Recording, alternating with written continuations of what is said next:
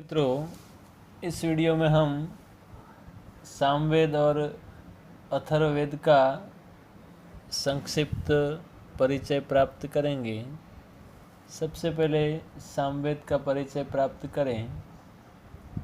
साम का अर्थ होता है गीति अथवा गान, इसलिए सामवेद गान मंत्रों का संग्रह है। यज्ञ के अवसर पर उद्गाता ऋत्विज इन मंत्रों से देवताओं का स्तुति गान करते हैं। संगीत शास्त्र का उद्गम सामवेद को ही माना गया है। इस वेद के आकार की बात करें तो सामवेद में कुल 1875 मंत्र हैं। ये सभी पूर्वार्चिक और उत्तरार्चिक इस तरह दो भाग में विभक्त हैं। पूर्वार्चिक में अग्नि, इंद्र, सोम इत्यादि देवों का स्तुतिगान है और उसमें कुल 650 मंत्र हैं। जबकि उत्तरार्चिक के अंदर 1225 मंत्र हैं, जिसमें तास्रत्र, संवत्सर, एकाहन इत्यादि वैदिक अनुष्ठान के मंत्र गीत हैं। सामवेद के अंदर 4 प्रकार का गान प्रसिद्ध हैं, जिसमें ग्राम गान, अरण्य गान, उद्गान और ओह्य गान। इस वेद की प्राचीन समय के अंदर लगभग 1000 शाखाएं थी, ऐसा उल्लेख मिलता है। लेकिन वर्तमान समय में इसकी केवल 3 शाखाएं ही उपलब्ध हैं, जिसमें एक कौथुमीय, दूसरी राणायणीय और तीसरी जैमिनीय। यह इतना महत्वपूर्ण वेद है कि भगवान श्री कृष्ण ने भी भगवद गीता के अंदर कहा है कि वेदानाम सामवेदो अस्मि, अर्थात वेदों में मैं सामवेद हूँ। इससे ही इस वेद की महत्ता का पता हमें चलता है। अब इस वीडियो के अंदर एक और वेद का परिचय प्राप्त करने हम जा रहे हैं, जिसका नाम है अथर्ववेद। तो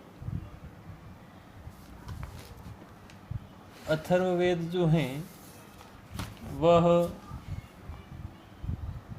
दूसरे वेदों से विषय के संदर्भ में थोड़ा ऐसे अलग पड़ता है, क्योंकि पहले जो 3 वेद हैं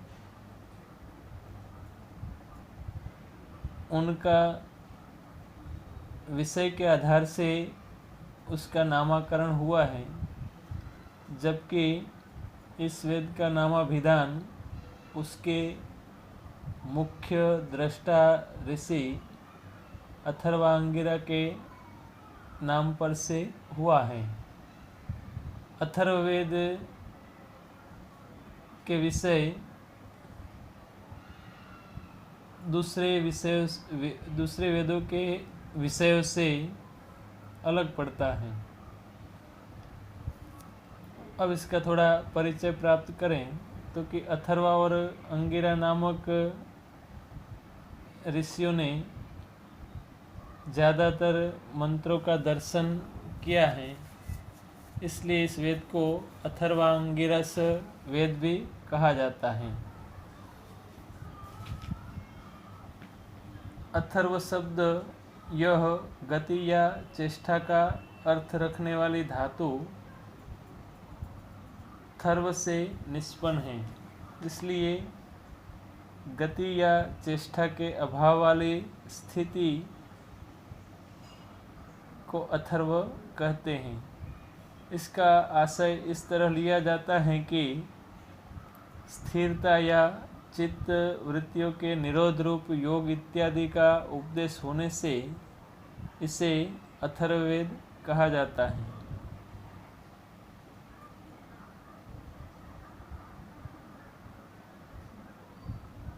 आरंभ में वेदत्रय में उसे स्थान नहीं मिला था,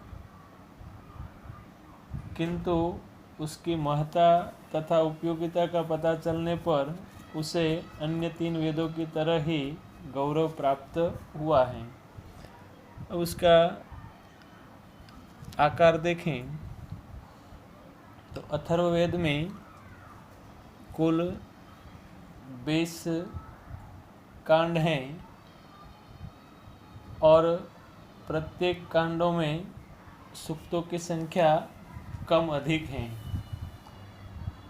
इन सूक्तों की संख्या अथर्ववेद के अंदर 736 हैं और इसमें कुल मिलाकर 6000 जितने मंत्र समाहित हैं। प्राचीन समय के अंदर अथर्ववेद की 9 शाखाएं थी, आज तो मात्र 2 ही शाखाएं उपलब्ध हैं, शौनक और पिप्लाद।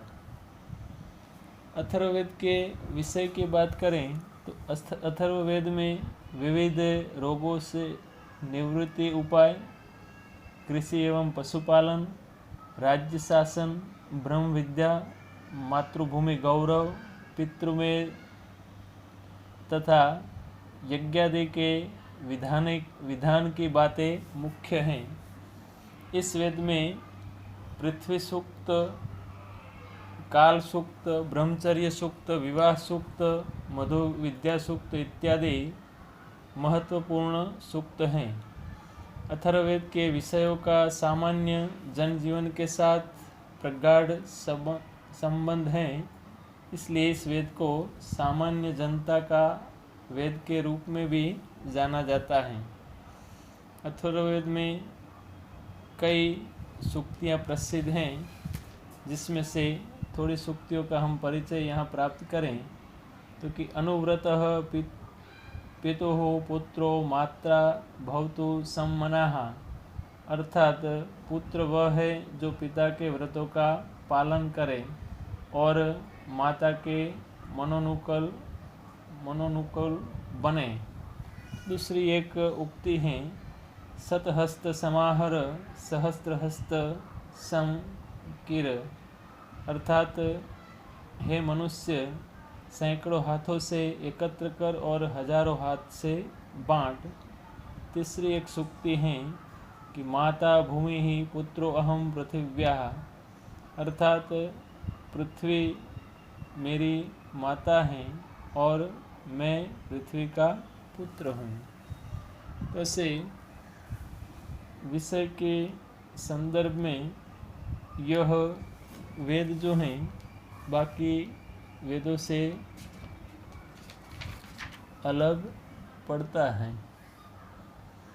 इस वेद के अंदर इसके अलावा आयुर्वेद विषयक सूक्त भी ऐसे देखने को मिलते हैं।